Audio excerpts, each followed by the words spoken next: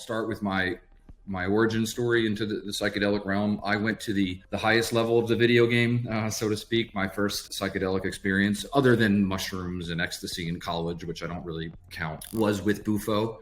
Bufo alvarius, 5-MeO-DMT, the toad, a bunch of different names for it, but this catalyzes a incredibly potent, but also very brief, 15 minutes. Mine was probably less than 10, but you go to the source. I'm going to be detailing that story today. And if you enjoy it, I'll be doing this consistently over the next several months and years. And as now I've become a psychonaut and I periodically love to have these adventures. So feel free to subscribe, like all that fun stuff, and feel free to go over to the blog and follow my writing there. I write a bunch of topics related to psychedelics, both directly and indirectly on the blog. All right. So I had my first journey. It would have been spring of 2019. I was 36 at the time. The catalyst behind my interest was kind of twofold. One, I had lost my sister unexpectedly 4 years before.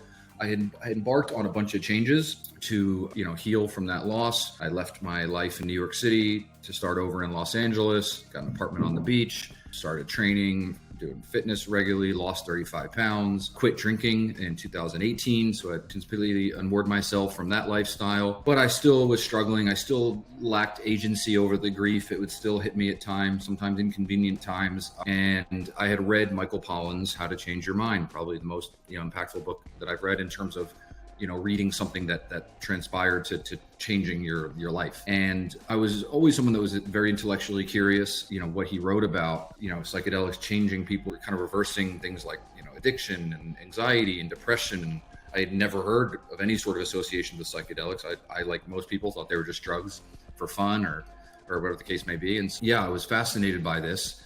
And then as life, serendipitous things, happen in life, I was at the gym. A friend of mine mentioned she was going to a psychedelic ceremony that upcoming weekend, and I was immediately intrigued. And so I said, hey, I'm kind of curious about that. Can I come? She said, sure. I have since learned how inclusive the psychedelic communities are. And so I attended the ceremony. I'll never forget when I arrived. It was on a Sunday morning. I arrived with her and I said, hey, by the way, what are we doing today? Is today mushrooms? She's like, you didn't read the fucking email? I said, no.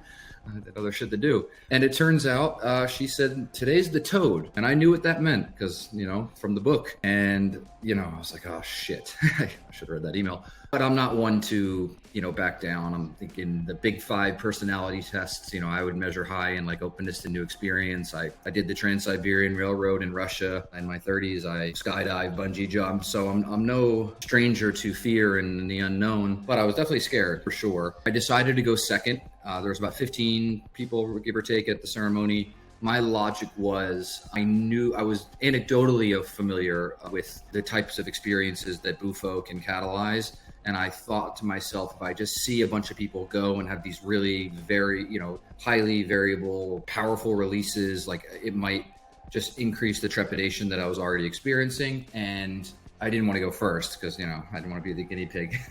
So I went second. And, the 2 shamans there's always usually one behind you because you're going to fall. So they kind of assist you. And then the head shaman is the one that lights you smoke 5-MeO-DMT out of a glass pipe typically.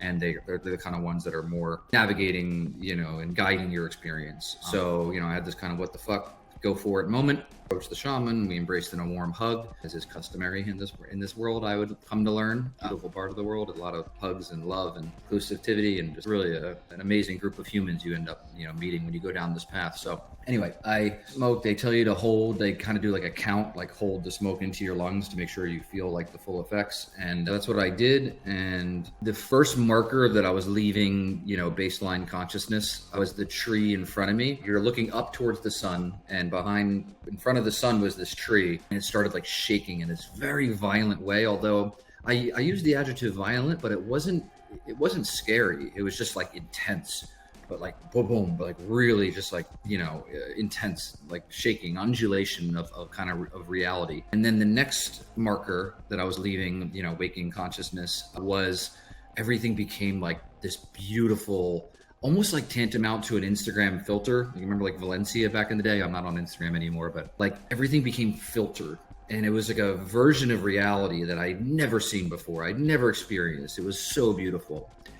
Then I think I had fallen down at that point, or they help you go down because you lose all motor function on 5-MeO. There's no, you can't walk, you couldn't hold a pen for $1 million. It would be impossible. So I'm laying down at this point.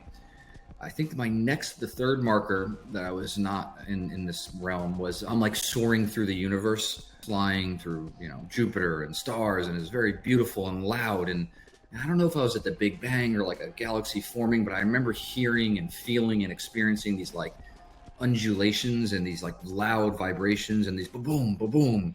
And none of it was scary. It was all like so beautiful. If this is in fact what death feels like, which there's a lot of speculation, hypothesizing that this is, kind of, we do have androgenous DMT in the body. Like this is what this is akin to dying, then we certainly have nothing to fear, at least that part of it. And then the next memory, as is customary on these things, was more of like a visitation of the past, where I remember being on this tour I did of Paris, specifically at the part where we were at the Sac de Cour. When I was 20 years old, maybe even 21, I was in backpacking like a typical college kid through Europe, and I was in Paris, and I could see every face on that tour. And to this day, to this moment, like as I deliver this sentence, I do not know the meaning of that. It was a fun trip that I did, with like no money, staying in hostels, trying to unsuccessfully meet women, and just being a kid. And I don't know why the Bufo brought me there.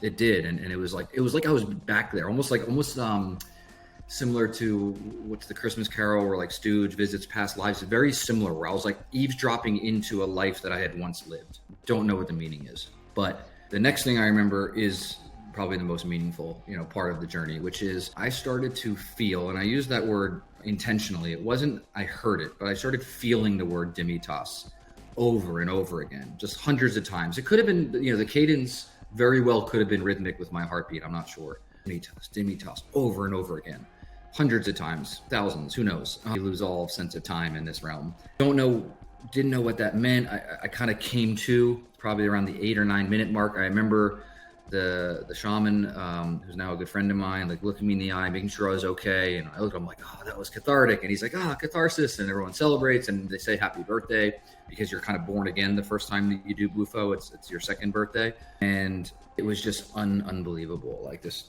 just such a surge of every, probably dopamine, serotonin, you name it, was just rushing through my body. Adrenaline. It was awesome. I was befuddled though. Like I was so curious about what this word meant. I'd never heard it before. So later on that night, I'm back in my apartment in Santa Monica.